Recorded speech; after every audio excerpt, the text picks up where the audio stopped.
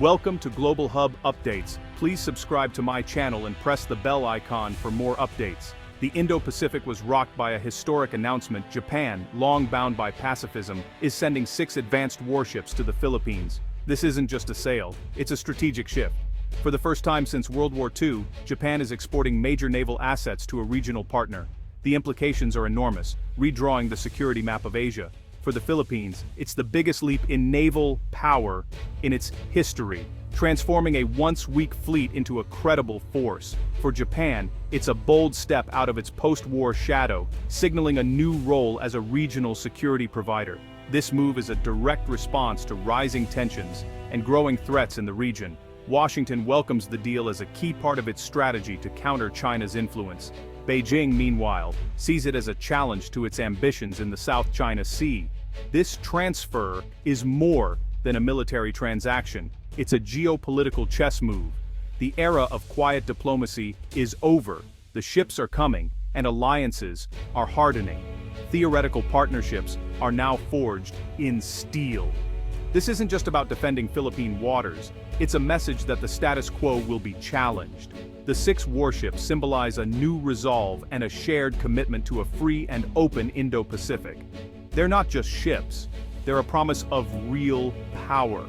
The world is watching as the region enters a new era of tension and uncertainty. The stakes have never been higher. The future of the Indo-Pacific is being shaped right now. Picture Subic Bay as the first Japanese warship arrives. This is more than a docking, it's a turning point. For years, Filipinos watched foreign ships challenge their sovereignty. Now, the narrative changes. The arrival of these warships is a moment of national pride and hope. Philippine sailors, once limited to aging vessels, now command modern ships, a massive morale boost. The Navy is transformed from a coastal patrol force to a true maritime power. These ships are floating symbols of a new alliance and a new era. A Japanese-built warship flying the Philippine flag signals historical reconciliation and unity against common threats. For Filipinos, it's proof they're not alone. Powerful allies stand with them. The flag-raising ceremony marks not just a transfer of hardware, but of trust and responsibility. This is a step towards self-reliance and active defense of Philippine waters. It's about reclaiming destiny at sea, with Japan's industrial might as support. The Philippines is no longer a passive observer, it's becoming a guardian of its maritime domain. The transformation is both practical and deeply symbolic. A new chapter in Philippine naval history begins. The Philippine Navy is being reborn. For decades, it was defined by outdated ships and limited reach. Now, 6 Japanese warships bring a quantum leap in technology and capability. Advanced radar, sonar, and weapon systems turn the fleet into a modern force. Philippine ships can now patrol further, stay at sea longer, and defend themselves effectively. The balance of power at sea shifts. No longer outmatched, the Navy is a credible deterrent. This upgrade allows the Philippines to join joint exercises and multinational task forces as a true partner. Interoperability with allies is now possible, strengthening regional security. The Navy moves from managed decline to ambitious growth. Filipino sailors finally have the tools to match their dedication. The transformation is not just technical, it's a new mindset. The Philippines is now a contributor, not just a host in regional defense. These ships are the foundation of a modern, capable Navy. The era of limitations is over. A new era of ambition begins.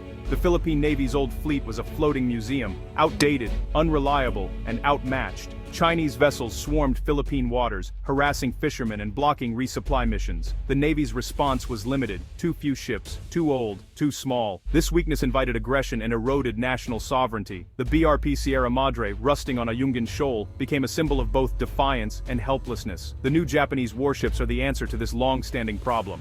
They close a dangerous technological gap, providing modern sensors, weapons, and endurance. Now, the Philippines can detect, communicate, and defend, turning a reactive force into a proactive one. The days of being outclassed at sea are ending. This deal is about more than numbers. It's about restoring deterrence. The Philippines can finally protect its waters with confidence. The strategic balance in the South China Sea is shifting. A credible navy is now within reach. Why is Japan making this move now? The answer: necessity. For decades, Japan relied on its pacifist constitution and the US security umbrella, but China's rise and assertiveness have forced a strategic rethink. Japan's leaders now see active engagement as essential to their own security. The warship transfer is a cornerstone of Japan's free and open Indo-Pacific vision. By strengthening the Philippines, Japan builds a buffer and protects vital sea lanes. This is enlightened self-interest, security for both nations. Legal changes in Japan now allow defense exports, and the Philippines is a key beneficiary. Japan is evolving from economic aid provider to security partner.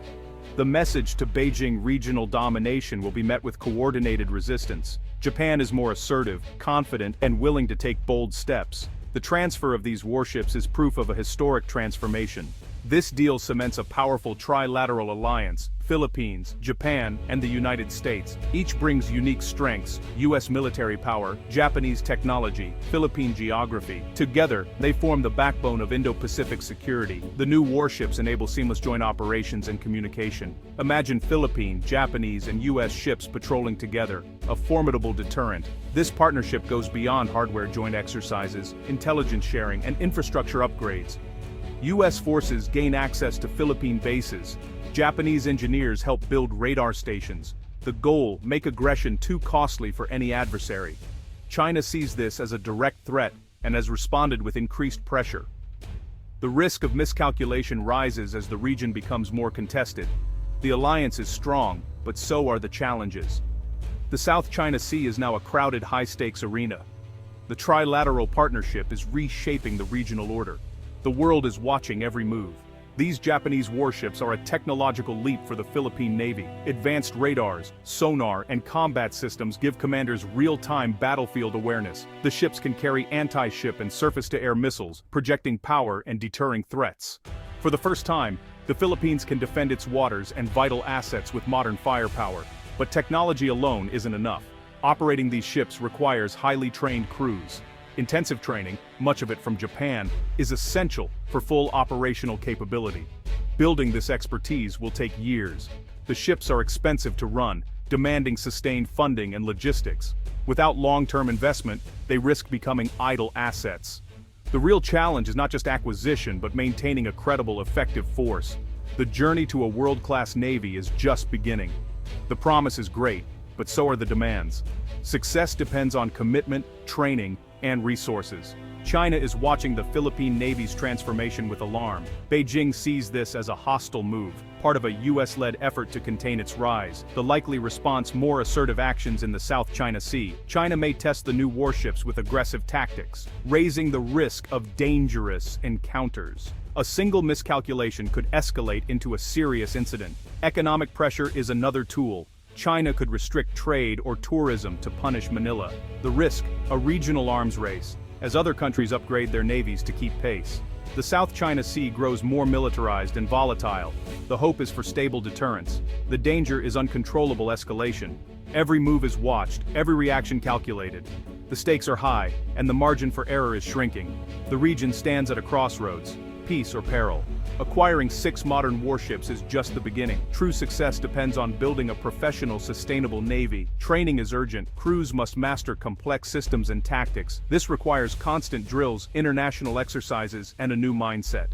Sustained funding is essential, not just for ships, but for upgrades, munitions, and future growth. Defending sovereignty must become a national priority. The Navy needs a clear doctrine and vision for its expanded role. The Philippines is moving from coastal defense to blue water ambitions. This transformation demands political will and long-term commitment. The opportunity for national renewal is real, but only if the nation stays the course. The future of Philippine maritime power is being forged now.